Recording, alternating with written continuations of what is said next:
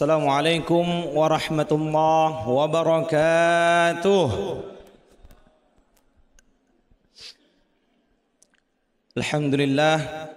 Alhamdulillahirabbil alamin.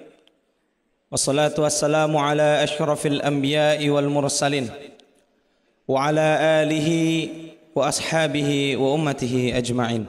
Amma ba'd.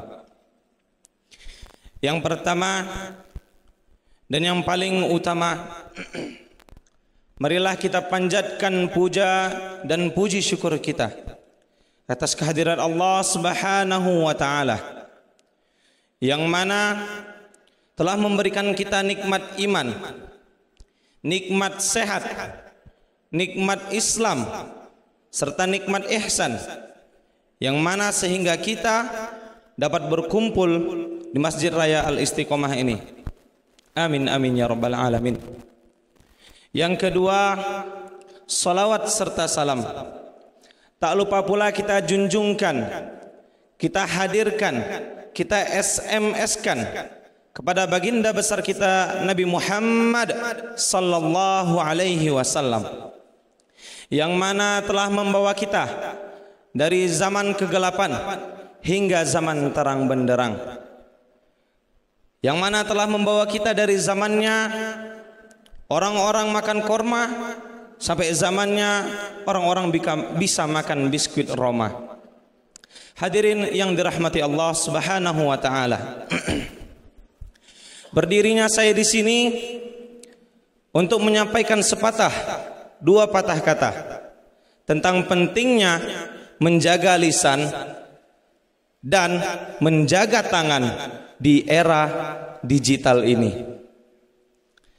Hadirin yang dirahmati Allah Subhanahu wa taala,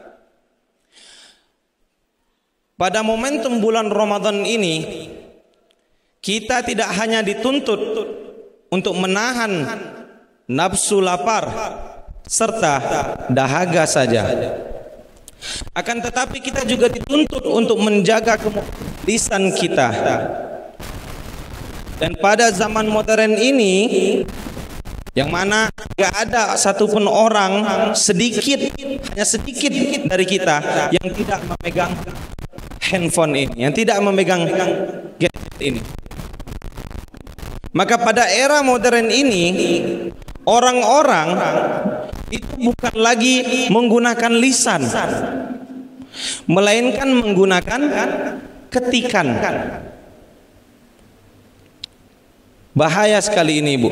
Kalau misalkan orang tatap muka ngomong adu mulut misalkan, itu ada saja kata-kata yang tidak dikeluarkan, kata-kata yang tidak dilontarkan.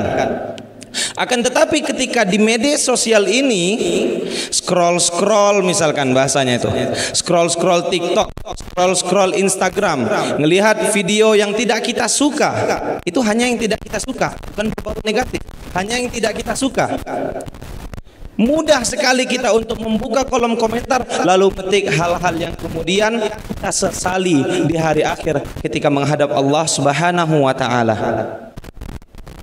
Yang dirahmati Allah Subhanahu wa taala, Rasulullah sallallahu alaihi wasallam telah mengingatkan kita dalam sabdanya yang artinya, apabila seseorang di antara kamu berpuasa, janganlah berkata kotor dan menghina. Apabila ada orang yang mencaci makinya atau mengajak bertengkar, katakanlah inni mru'u shaim, sesungguhnya aku sedang berpuasa. Hadis riwayat Muslim. Hadirin yang dirahmati Allah Subhanahu wa taala, pepatah mengatakan lisanmu harimaumu. Dengan lisan yang kemudian bisa merusak kerukunan, dengan lisan yang kemudian bisa menuai terjadinya pembunuhan. Maka Bapak Ibu sekalian, di era modern ini kita dituntut bukan hanya untuk menjaga lisan kita, tapi untuk menjaga tangan kita dari mengetik, dari berkomentar di postingan-postingan yang tidak baik, dari berkomentar yang tidak baik terhadap postingan-postingan. Hadirin yang dirahmati Allah Subhanahu wa taala, maka dari itu para hadirin, Di momentum bulan Ramadan ini, selain kita meningkatkan kualitas, selain kita meningkatkan potensi ibadah kita, ada kala baiknya untuk kita juga meningkatkan value diri kita. Dengan apa? Dengan tadi menjaga lisan dan menjaga tangan.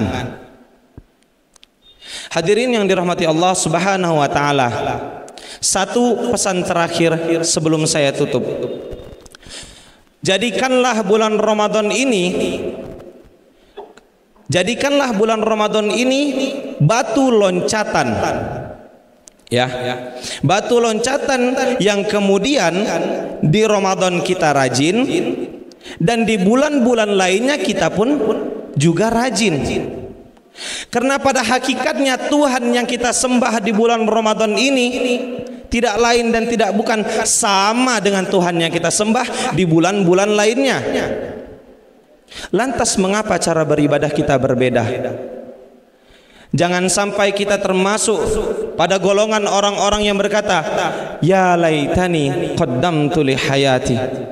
Andai saja aku mempersiapkan, aku mengerjakan kebajikan selama masa hidupku. Jangan sampai kita termasuk orang-orang yang berkata sedemikian. Sebelum kita menghadap Allah Subhanahu wa taala dengan membawa penyesalan, mari sama-sama saya mengingatkan kepada diri saya pribadi dan menyampaikan kepada hadirin yang dirahmati Allah Subhanahu wa taala untuk kemudian meningkatkan potensi ibadah kita, dan jangan sampai di bulan-bulan lain selain bulan Ramadan potensi ibadah kita berkurang. Selama Ramadan rajin tahajud, rajin duha, salat jemaah di masjid, tetapi pada bulan-bulan yang lainnya kendor. Ya. Jadi Bapak Ibu sekalian, saya mengingatkan kepada diri saya sendiri dan kepada hadirin yang dirahmati Allah SWT untuk kemudian meningkatkan ibadah kita di bulan-bulan yang lain dengan cara menjadikan bulan Ramadan ini momentum batu loncatan. Riset mengatakan untuk menjadi kebiasaan kita memerlukan 40 hari melakukan hal secara berulang-ulang. Kalau misalnya selama bulan Ramadan full kita tahajud, kita duha, tinggal tambah saja 10 hari lagi di bulan Syawal. Tambah 10 hari lagi, insya Allah itu kemudian menjadi momentum untuk kemudian kita up booster, untuk kemudian kita meningkatkan potensi-potensi ibadah kita di bulan-bulan yang lain. Hadirin yang dirahmati Allah Subhanahu wa taala, mungkin hanya ini yang dapat saya sampaikan. Apabila ada yang benar datangnya dari Allah Subhanahu wa taala, dan apabila ada yang salah datangnya dari diri saya pribadi. Syukran ala husni mubalatikum wa ihtimamikum wa kataballahu lana wa lakum bitaufiqi wan najah wal barakah. Akhiran aqulu lakum wassalamu alaikum warahmatullahi wabarakatuh.